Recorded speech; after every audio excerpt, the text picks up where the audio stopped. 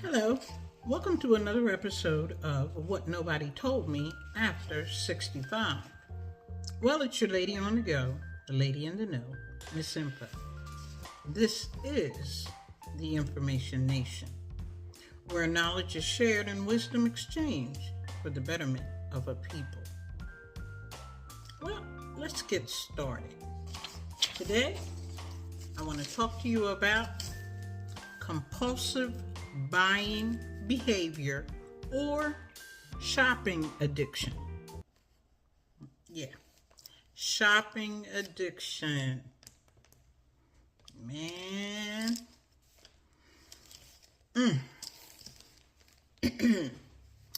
My Aunt Hazel, bless her heart, she was addicted to Finger Hut. Remember Finger Hut? My friend was addicted to HSN, which was Home Shopping Network. Remember them? And yours truly was addicted to QVC. They're still around. Yep. Addicted. Every time you turn around, there was a package arriving from my Aunt Hazel at her apartment. She lived in senior housing. And I would go over there, and a couple of times a week, or there was always some package laying around. She hadn't even opened them. And eventually, she started hiding them from herself. She couldn't even find them. So that when she passed, it was really scary because we found hundreds of boxes that had never been opened. She was just buying them, and they had never been opened. I went to a website called addictionhelp.com, and I got this information. Untreated compulsive spending can lead to intense emotional and psychological distress, mental health issue. The University of Iowa research study showed approximately 5 to 8% of the worldwide population, I didn't say the country, the world population suffers from compulsive buying disorder or shopping addiction, which can lead to what we know as shopping addiction. I don't like to play with words. Let's call a spade a spade. This is shopping addiction. The difference, one from the other, if you act on the impulse to shop, that is an addiction. You've lost control. Something that you're powerless to stop is a habit, but something that controls your very behavior is an addiction. Let's be clear. Can you be addicted to spending money? Yes. Can you be addicted to shopping? Oh, heck yeah. Women are more affected than men. Many shopping addicts shop online, in private, in secret. They like it like that. It is the perfect storm. All elements are in place. You in your bedroom, you in the bathroom, hiding out, but you shopping. And nobody knows until the packages start to arrive. And then what? Our brain releases endorphins and dopamine when we experience pleasure. And neurotransmitters and hormones are released simultaneously when we experience pain/pleasure. The human brain just knows it's a sensation. It doesn't tell you if it hurts or if it feels good. It just knows this is happening and it's a sensation. You will be the one to determine if it is pain or pleasure. That's why shoppers who have an addiction get a rush, a high, similar to a drug addict. Really no difference. Signs of compulsive shopping or spending are: you spend when you're angry, sad, or stressed. Your buying stuff is a priority over life's necessities. You're buying junk instead of paying your electric bill. You're buying stuff instead of buying food. You hoard the stuff that you buy. You just buying it and stacking it up. The higher it gets in that closet, the more of a rush you get. You're not even using it. You spend over and above your budget. Heck, you might even have a budget. You hide purchases, receipts, and bank statements from your family, from the loved ones, from people in your life, so they won't know. My grandmother used to do that. She would hide purchases from her husband. She'd leave them in the car. You get angry at spending limits that are imposed on you. So you might have a credit card that says you can only spend $250. Now you done spent $249.99, and you are ticked off because you can't spend another $249.99.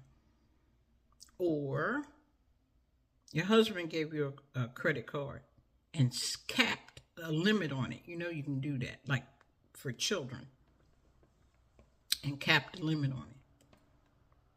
Now you pissed off. Who he think he is? We are constantly exposed to some very slick and sophisticated marketing technologies. Very slick.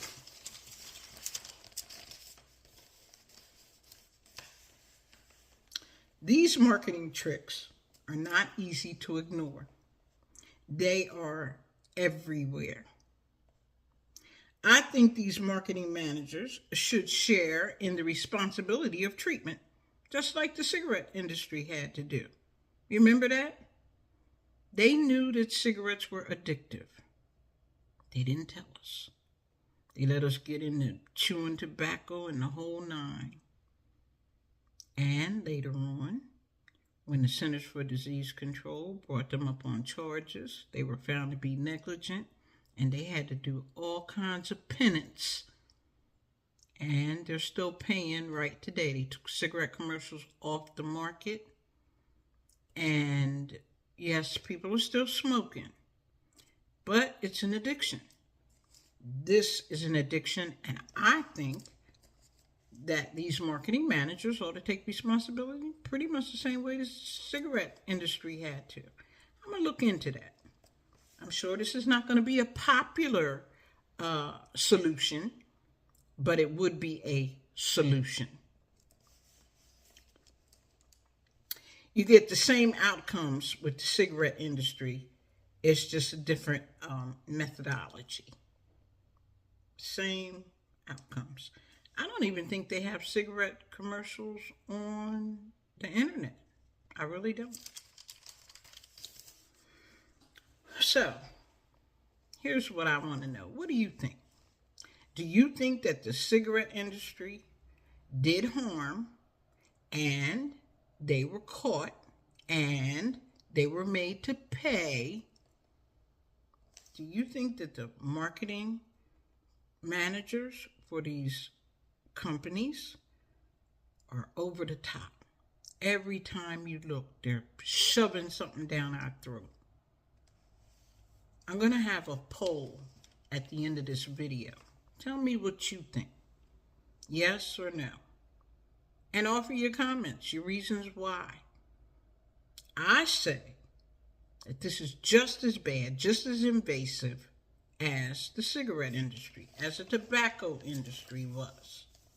Somebody should be paying for the treatment of these individuals who've been harmed by this marketing. That's my opinion. So, how do you get support? First, you have to recognize and accept that you have a problem. You heard that somewhere else? I think they do that in AA, Alcoholics Anonymous. You have to admit that you have a problem. Because without admitting it, you're dead in the water. It just doesn't work. It's a no-win situation unless you acknowledge you have a problem. Next, you should reach out to a mental health professional. Yeah, this is a mental health situation. Psychotherapy and support are key. Here's some support groups. Shopping Addiction Support Group. And I will put a link in the comment section. Shopaholics Anonymous. And here's an 800 number to call if you have a shopping addiction.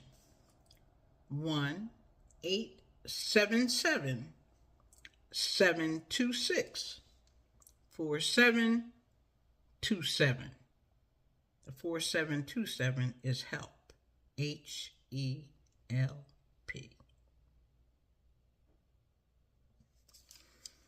This article appeared in on a website called PrioriGroup.com. I also put that information in my sources. The article was written by Jessica Miller, March the 19th of 2024. So this is really relevant information.